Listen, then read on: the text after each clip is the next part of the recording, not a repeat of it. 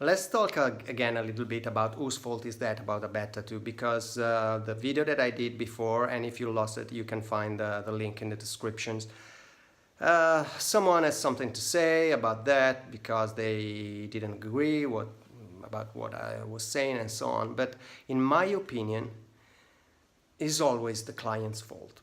And I know now there will be people, no, it's not true, he had to say something, I need to know because he's an asshole, he's whatever. Yeah, maybe he's even an asshole, but who chose that guy? Who did it?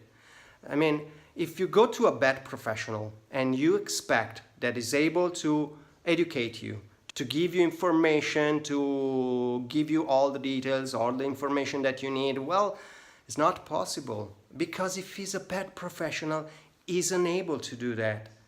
He probably doesn't even know that he's a bad professional. You choose that guy. So it's not his fault. And by the way, it's not a responsibility of any professional to educate their client. Of course, there are people that do that, and they are great because they love their work. They want to give you a high quality service and so on. But anyway, it's not their duty. They do that out of love for what they do. And if you go to a bad professional, you cannot expect that kind of dedication. So it's your fault. It's like I went through the same path. I remember my first tattoo, I did it when I was 14 with a sewing needle. And it was not so bad, but anyway, it was a 14-year-old tattoo. And during the 90s, when the tattoo studios started to spread out around Italy, I thought, okay, I wanted to make it properly. And I went to a tattoo shop.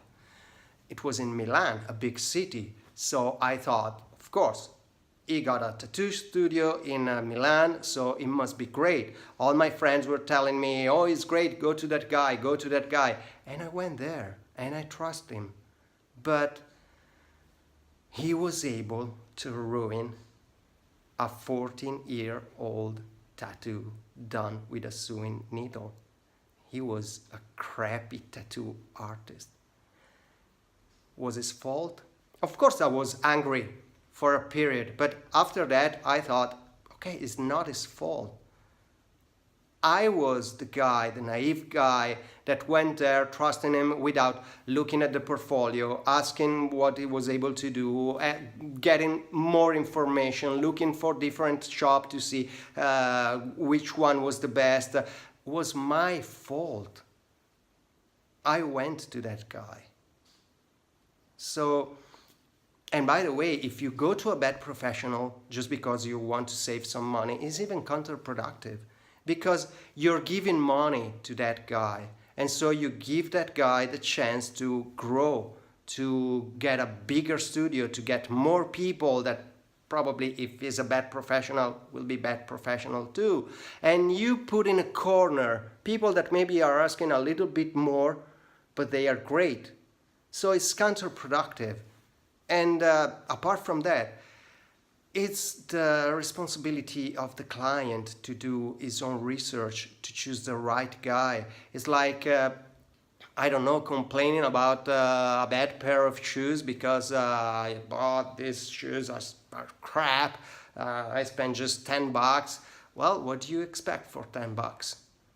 Of course, the guy had to create those shoes with low quality material. He didn't spend enough time to make them properly because, of course, it's a $10 shoes.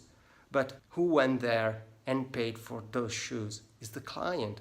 So I'm sorry, but I think it's a responsibility of the client if they wear a bad tattoo. And of course, I can be wrong. Anything I say can be wrong. But I don't think I'm so wrong.